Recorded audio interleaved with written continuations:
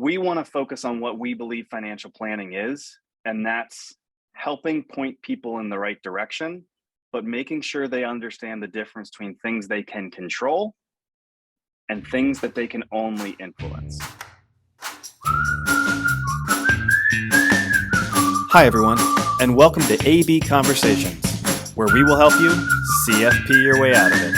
A podcast where you get into the minds of a couple certified financial planners on how we think and feel about everyday financial planning questions and what should really matter most to you. A healthier financial life starts now. Good day, Adam. Good day, sir. Awesome topic today. I really want to be crystal clear on the fact that this is going to be a little fluffy. Sure.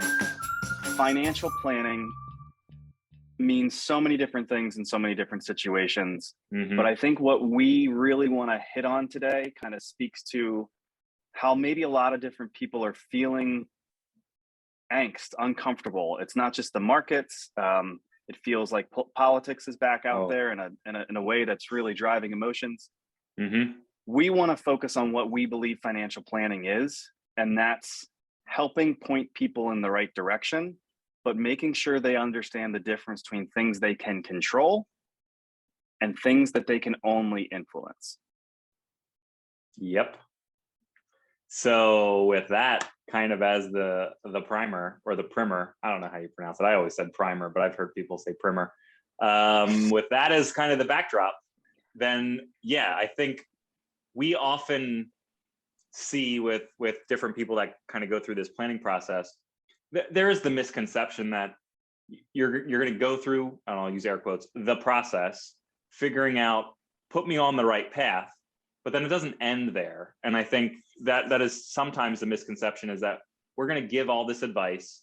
Here it is in a written form. Here's the to-do list. Here's who needs to do what, by when, and send people on their way. And good luck. I hope you reach your destination.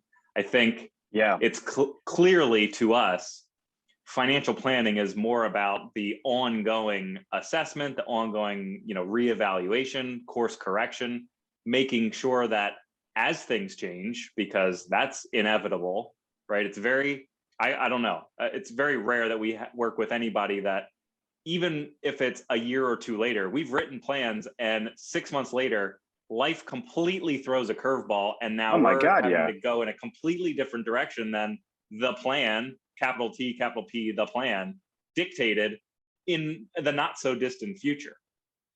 And that can show up in so many different ways too. And I think the reason that you and I have a passion around this topic is we have seen and will continue to see the psychology of money put people in a really bad spot. And I think sometimes that comes from believing you could control outcomes, believing that if you did X, Y, and Z, it would lead you here. And that's a very, very dangerous thought process. Yeah. Right. Because that can lead to not only despair if something happens. And look, I think we maybe run the risk of running into a dark spot here, but you and I, the gentleman we spoke about yesterday, did not come home, cut down a tree, believing that would be the last thing he'd ever do and leave his kids behind. Yeah. Yeah. Right. You don't grow up believing you're not going to see your kids go to high school because of a health event. You can't control the world around you. You can't control what happens this weekend, next weekend. You can't control the markets. You can't control inflation any more than you can control the weather this weekend, and if it's going to ruin your beach vacation. So I think it's really important to, in some ways, be okay with that. Be okay with recognizing that the planning process is to make really educated guesses. Don't get me wrong. We want to do that, right? We want context. We want statistics. We want to help you create the right habits. But understand that you can't control the outcome. All you can do is influence it. Yeah. And that concept in general, I think if people are probably listening to this thinking, well, that sounds terrible. If if I can't control something, then what am I even doing? Then why even bother? Right? That's the despair side of things. That's the cynical side. If I can't control it, well, then who gives a crap? Let's just do what we want to do, and however things kind of shake out in the end, they shake out. But that's not to say you can't influence or steer right? Yes. In different directions. And I think you said it, right? Being okay with some level of uncertainty, because by the way, that level of uncertainty is going to be there whether you like it or not. So I guess that's the psychological component of just being able to kind of put those things in a box. These are definitely things that I have zero control over. Correct. But yep. all of these things that we'll talk about that maybe you can control to some degree, or you can at least influence, then making sure that you at least have those in a spot that feels comfortable, so that when you are faced with the things you cannot control, you at least have something that is guiding your decision-making process, and you can adapt. Right, because at times of chaos or times of emotional stress, more than not, that is the pivot point where somebody can go through self-sabotage. Yeah. Right. And that's why we say, if we can accept that certainty of uncertainty in the future and focus on putting this map together, acknowledging that the landscape's going to change, then I think it does. I think it does behaviorally help us go, okay, I didn't know exactly what would happen, but I was preparing myself to adapt. I have a process for reassessing where we're not going back to ground zero and saying, well, crap, now what? No, it's going, okay, if this is in a new environment, what can I do to course correct a little bit? So I think you said that really well. If that has to be I want that to be the lens that people look through when they think financial planning. Yeah, and the thing that just popped into my head, there was a Mythbusters episode, if you remember that show, where Sure. they blindfolded people, so they had no reference on sight, and had them attempt to walk in a straight line. And without fail, those people ended up walking in a circle, right? Because without some sort of, say the North Star, right? Without some point of reference, your equilibrium internally just caused you to veer off course, and you ended up walking in a circle. I thought that was just astounding. Wow. But to us, I think financial planning is no different, right? You have to have that point of reference along the way. I made the joke earlier, right? It's the analogy like the Titanic. You wouldn't set your course, right? You wouldn't plot your course on day one and never check in again to make sure that you're on course until you hit some sort of land. God forbid it's an iceberg that's in your way, right? It's making sure that you are course correcting on an ongoing basis. And I know now we've probably sufficiently driven this point into the ground, but the point is, the more often you can reevaluate, odds are you'll stay on your intended path, or at least when things do come up, and they don't have to be major life shifts either. These could just be small changes in the economy, in tax legislation, just in your own little bubble. Yeah, a job change, inflation. Yeah, these are things. Yeah, and it doesn't necessarily have to be wholesale shifts in now we need to make a left turn. It can just be, well, we need to course correct, a couple degrees left or right to make sure that we're still, again, on the path that fits. So a long-winded way of kind of backing our way into things you can control, things you can't. But then I guess we should try to go through some examples. You can control your budget. You can control your spending. You can control what else? Putting money aside for an emergency.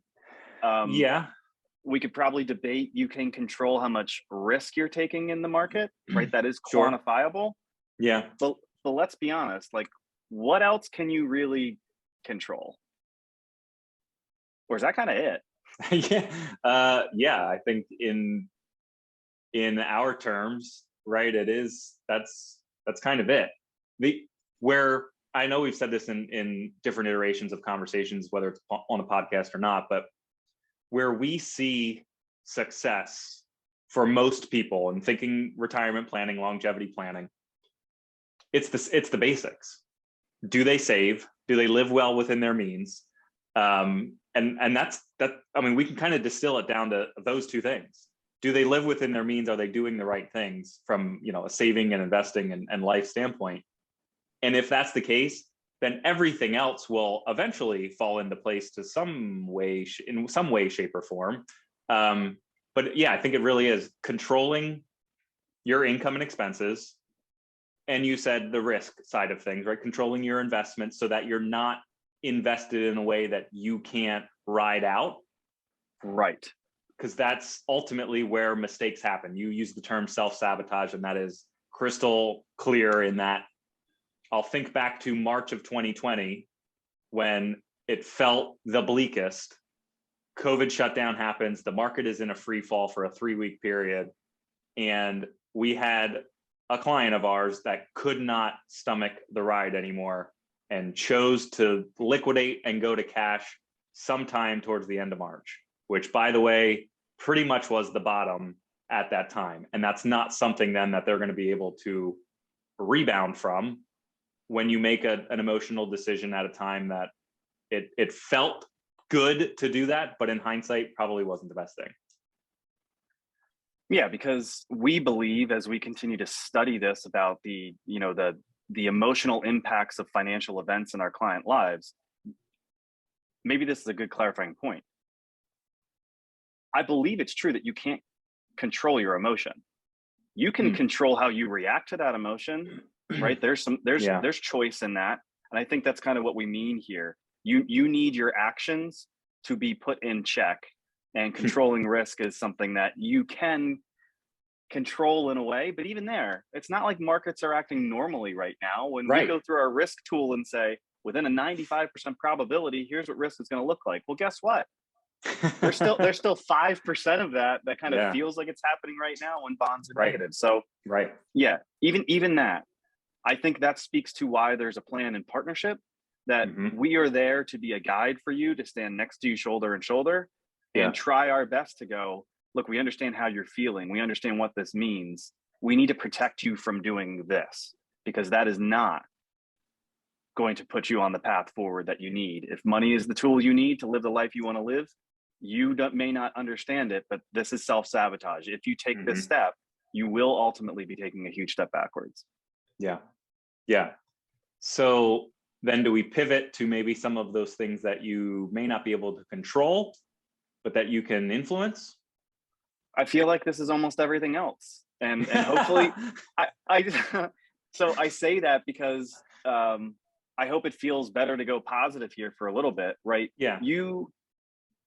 We can probably talk about in the impact of negative events, right? Because it is these pivot points in life that usually are where we see plans go awry if we don't handle it the right way. You can choose to write a will, not knowing when that will be needed. Sure. But you certainly should be taking the step to influence what would happen at that time.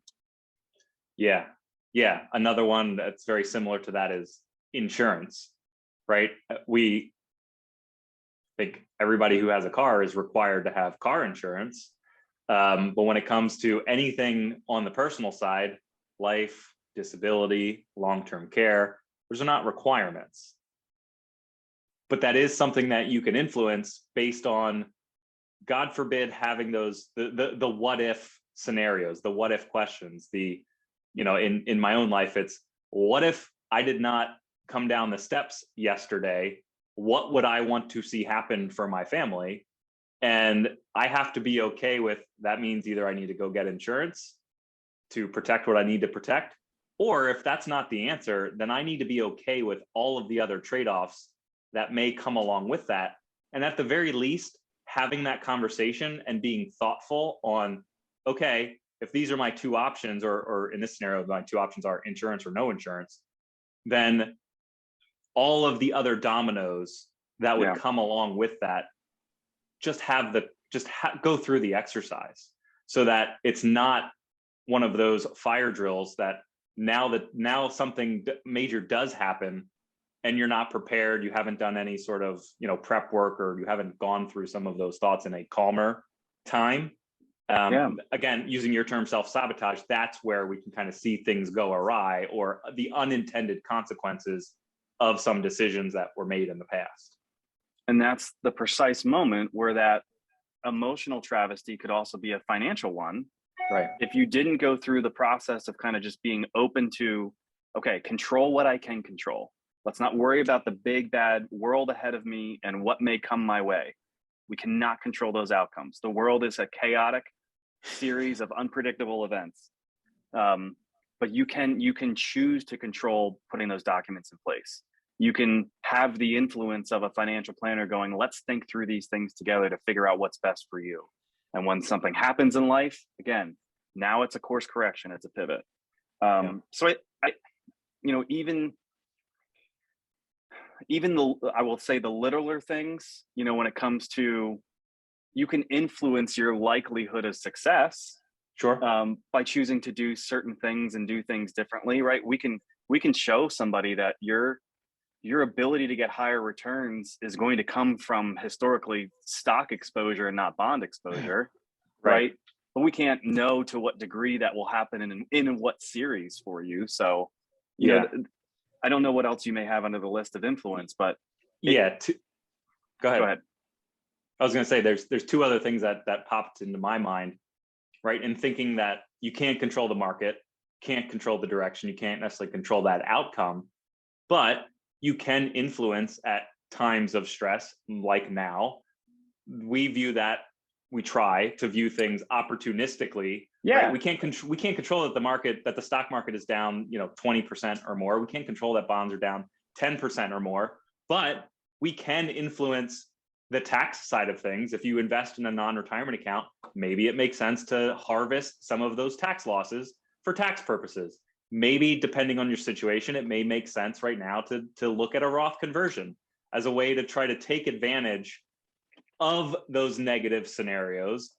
And in the grand scheme of things, that may not be, the hugely impactful items, but little tweaks along the way do add up to bigger shifts down the line. Yeah, and just to make a counter example on that, to believe you can control the fluctuation of your portfolio by timely getting in and out of the market, by choosing to go to cash and then come back in, or, hey, we see the market's falling, why don't we go to cash? Mm-hmm. That, I think, is one of those examples on the other side that goes, you're not focused now on the influence you can have. You are believing that you can control the timing of things. You can control protecting your principal. And if that's the case, then you probably just should not be investing to begin with. But I think that's a good illustration of, yes, you're giving the great example of what you can do at that time of stress that actually may help you longer term. Or I'm still living in the negative here and showing the frailty of trying to feel like you can control timing of things. Yeah, but even in those two things that I mentioned, right? You're looking at an opportunity you're looking things as an opportunity rather than kind of dwelling on the negative that, again, you can't control. And sometimes it's just that simple shift in perspective that we do see behaviorally, right, lead to longer term success. I think ultimately we've used this term so many times, but it's about flexibility. It's about being able to adapt in those times when opportunities present themselves. And I think ultimately we don't want anybody that we work with, for sure, to feel like they're backed into a corner, that they only have one option at any point in time. I mean, we are just huge proponents of giving yourself flexibility and giving yourself options at any future point, so that when your scenario does change, you're able to at least make a decision based on that period of time, what you have going on, your individual situation, and what makes sense for you, and not just the blanket, well, I set this course 3 years ago, so I know exactly what decision I'm going to make, when, again, in our experience, life does change fairly rapidly, or it can over time. I think that's a beautiful way to wrap it up, because I think what you just spoke to, the word that was in my head was just partnership. Yeah. Going back to the first comments, what is financial planning?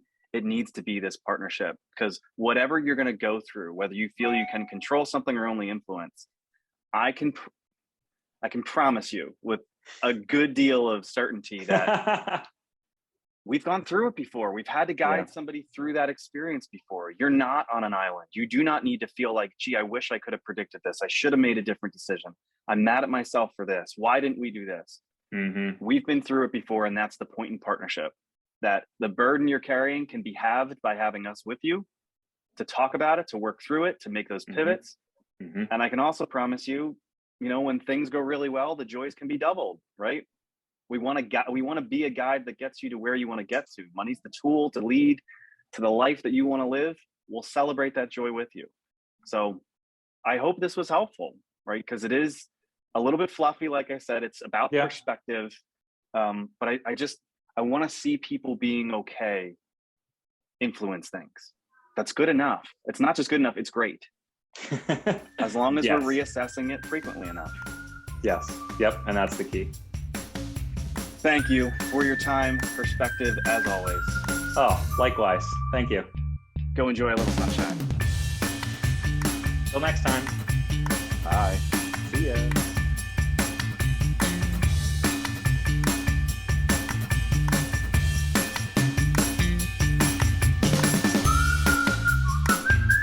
Hey everyone, Adam and I really appreciate you tuning in. Please note that the opinions we voiced in the show are for general information only and are not intended to provide specific recommendations for any individual. To determine which strategies or investments may be most appropriate for you, consult with your attorney, your accountant, and financial advisor or tax advisor prior to making any decisions or investing. Thanks for listening.